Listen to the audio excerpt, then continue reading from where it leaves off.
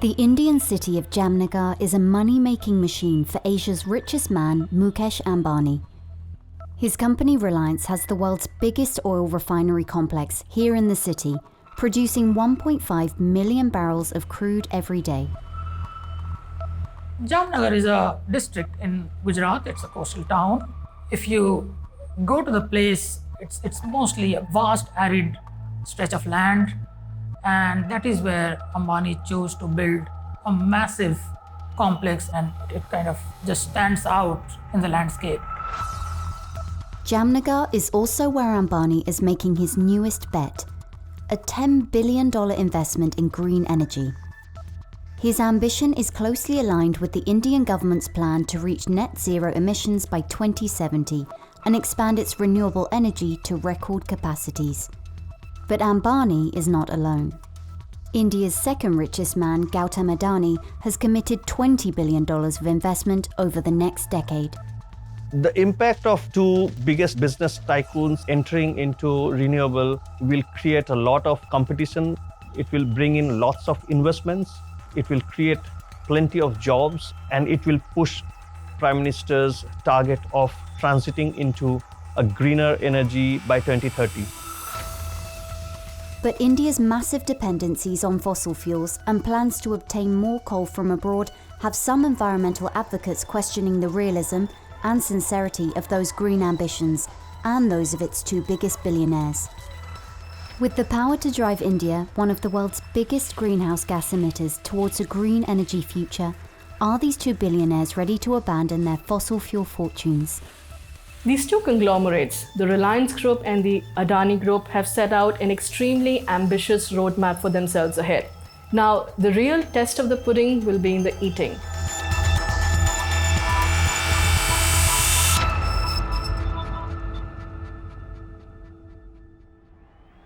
The people of the subcontinent of India had been promised a certain degree of self-rule by the British. When India gained independence in 1947, the next 2 decades or so were marked by Soviet-style planning, where there was a government-led development plan. That began to change in 1970s when the government slowly started stepping back, and that space was filled in by these large business families who had sprawling businesses across different sectors that we now call conglomerates. The 1980s onwards is when Reliance Group, under Mukesh Ambani's father, Dhirubhai Ambani, came into prominence. That was an iconic group, much storied, and made a lot of wealth for its shareholders. The Adani Group, in fact, came a little bit later, in late 1980s, but in prominence towards the beginning of this century. Mukesh Ambani is Asia's richest person, among the richest in the world. He built his empire on fossil fuels, oil and petrochemicals. And lately, he has started his telecom venture, which is doing pretty well and is expected to grow even further. Gautam Adani, like Mukesh Ambani, is another very smart businessman. He's a college dropout. He moved to diamond business and then later on moved back to Ahmedabad to join his brother's plastic business before he started his own Adani Enterprises in the 80s. The conglomerate has businesses ranging from ports to coal mining to running airports. Adani and Ambani, they are the two big tycoons. People say that they are the modern day Rockefeller.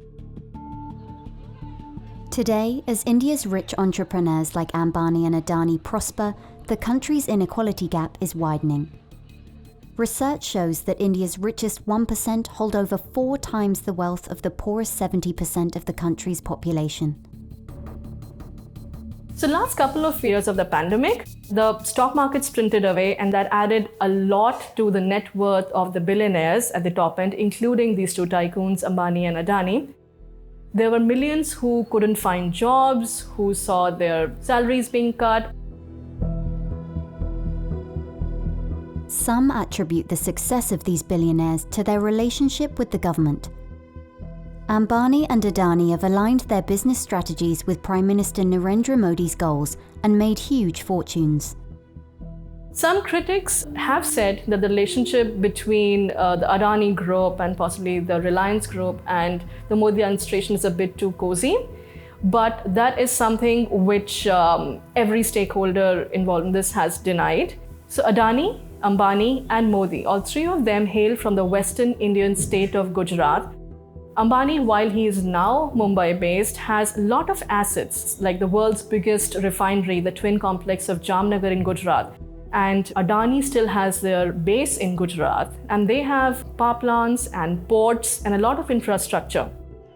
So both these groups, they have the roots and a lot of the source of their wealth tied to that one state, in which Modi was the chief minister for a decade before he ascended and became the prime minister of the country. Last year, the country's two richest men came under attack over farming laws. Protesters alleged that the laws were designed to allow the billionaires to enter the farming market. The tycoons say they have no such interest. Now, with the Modi administration's ambitions to move India, the world's third biggest emitter away from fossil fuels, Ambani and Adani are both making big bets on green energy. Since Narendra Modi took charge in 2014, his government has given tremendous impetus on clean energy. India's energy mix is extremely tilted towards fossil fuels. Around 45% comes from coal, around 25% comes from oil. Gas, again a fossil fuel, slightly cleaner fossil fuel, has about 6%. Biomass has a significant portion. And the balance that remains is shared by hydropower, renewable energy, and nuclear power. So these are still very, very small fractions in the overall energy mix today. In total renewable energy, we have just about crossed 100 gigawatts, and the target now is to reach 175 gigawatt by 2022 and ultimately reach 450 gigawatts by 2030. Businesses that act on the urgent need to limit incremental global warming will secure the largest opportunities over the next several decades. In this race to avert ecological disaster, the world could use Indian leadership. Adani Green Energy is one of the top players in this field. The company's main business is solar energy generation, and it has a portfolio of about 15 gigawatts of renewable energy, 15% of the country's total renewable capacity. Adani Green Energy has seen a lot of investors' interest in the last year, and the stock price has shot up 600 times. That has added almost $20 billion to his net worth. But the billionaire wants more. Adani Green Energy aims to become the world's largest renewable energy company, and Adani said he will invest $20 billion into the sector over the next decade. But his journey to domination might not be easy, as Mukesh Ambani joins the game. The world is entering a new energy era, which is going to be highly disruptive. Ambani is known for a big disruptor. Wherever he has entered, he has actually broken cost barriers. Telecom is the latest example. 6-7 years ago, people thought that his telecom venture, Jio, was a small company, but today it's probably the largest telecom service provider in the country. Very warm good evening. Reliance Jio, they have stormed the market. All the existing players, they have been bleeding under the stiff price competition that Reliance Jio has brought in. Reliance's main business strategy has been the scale, the huge scale they bring in to every business they get into. There's a scale that kind of bulldozes the competition. Similarly, he is going to replicate the same scale in renewable space as well. Ambani says he will invest $10 billion in solar, green hydrogen, batteries and fuel cells in the next 3 years, overlapping with Adani's plan. Both billionaires are also focusing on manufacturing, and making solar panels could be one area in which they compete fiercely. There are two factors basically. In bringing down the cost of renewable energy, you need cheaper solar modules and cheaper capital. Cheaper capital is something that both of these groups can leverage. The interesting thing about Ambani's plan is that in solar modules in India, Ambani is the first one who is attempting to make solar modules right from the start of the value chain. He's planning to make polysilicon, he's planning to make wafers, cells, and modules. His idea is to bring down the cost even further, because right now India gets about 80% of its module supplies from China. Ambani wants to change that, and he wants to show that India can build the solar modules right from scratch. I'm sure Gautam Adani will face a lot of competition in the manufacturing side from Reliance in years to come. Another battleground could be manufacturing electrolyzers. Electrolyzers are used to split water into hydrogen and oxygen.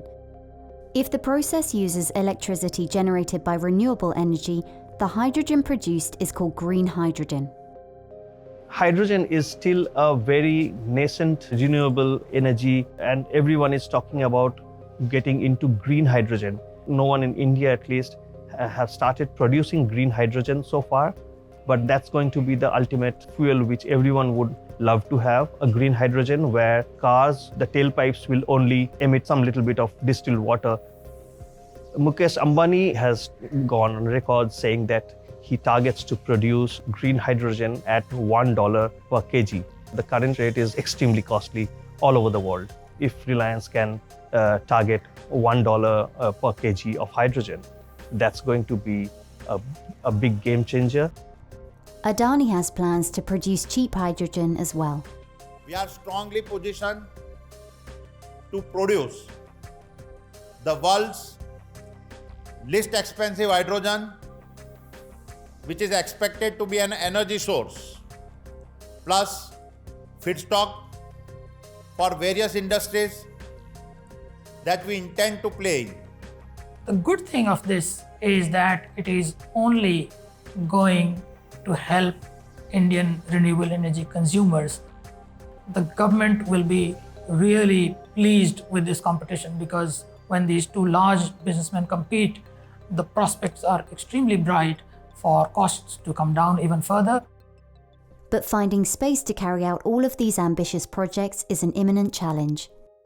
Land is a problem for everybody that wants to set up an industrial base in the country. Many of the times you need to dislocate people, so there are issues about it. While Adani hasn't secured lands to set up manufacturing facilities, Ambani has. Next door to his huge fossil fuels complex in Jamnagar, Reliance is building solar and hydrogen plants with an aim to help build 100 gigawatts of solar energy by 2030. But reactions in the city have been mixed. और हमारा गांव में छोटा मोटा सब गांव का आदमी विकास किया है। अभी और रिलायंस का प्लान आने वाला है, सोलर प्लांट, और इसके बाद आएगा तो हमारा मोटी खावड़ी का गांव लोग का धंधा सब चलेगा। इसके बाद आजू बाजू का 50 गांव का आदमी का धंधा भी चलेगा। Everybody wants green energy, clean energy. I don't think that Reliance will be able to divest its investment in a refinery very soon. The age of fossil fuels, which powered economic growth globally for nearly 3 centuries, cannot continue much longer. The huge quantities of carbon it has emitted into the environment have endangered life on Earth. On the face of it, this is a sharp pivot for Ambani's fossil fuel empire. But oil is still king, contributing nearly 60% of Reliance's $73 billion in annual revenue. That is a sore point. The company, despite growing in the renewable energy sector, it will keep on making good money out of fossil fuels. I'm not sure when they want to actually completely get away from fossil fuels. That is not on the horizon. A report has shown that Adani is also boosting fossil fuel assets despite vowing to be carbon neutral. So we found that Adani is looking to roughly double its coal-fired power capacity from 12 to 24 gigawatts through the construction of 4 new coal-fired power stations and the expansion of at least 2 existing plants. One of them is the Carmichael coal mine in Queensland, Australia. The company plans to transport the coal from Australia to countries in Asia, including India. The project has been under fire from environmental activists and been refused funding from banks. From a climate perspective, Adani's Carmichael coal project is its most dangerous of its new fossil fuel projects. It could become Australia's biggest coal mine. And from the projects that are currently proposed in the Galilee Basin, the coal burnt would use up about 6% of humanity's carbon budget for 1.5 degrees. There is no transportation infrastructure for mines in that area. They are getting the approvals. They are actually building that first mine in the Galilee Basin. We are very concerned that if that's allowed to continue, then more mines could be built in the area. And that is just billions of tons of coal that will make it much, much harder to hit the goals of the Paris Agreement. But it also has green projects on the anvil. So the real question is that can they ramp up their green projects to the point where they can be carbon neutral? That's the objective. And that's where the real tightrope walk will come. Moving away from fossil fuels is hard not just for Ambani and Adani, but for India as a whole. Modi has committed to reach net zero by 2070, but that's a big task. Nearly 70% of the country's electricity came from coal power plants last year. For another few decades, India is still going to rely more on fossil fuels, although renewables share will move up quite a bit going ahead. There is obviously a dilemma among the energy policymakers that India has abundant reserves of coal, and how do you kind of completely get away from it? Emissions will keep coming from the industries that use coal. So how do policymakers balance that out? In the very short term, India's vast population at the lower end may not immediately benefit by the green initiatives announced by the two tycoons. The only benefit that we can think of is maybe more jobs coming through these projects, because it'll take time for these projects to come online. It depends on how they're executed and how they perform, how they deliver. Those are the variables that will determine the roadmap for these conglomerates, how successful they are, how they create wealth or destroy it.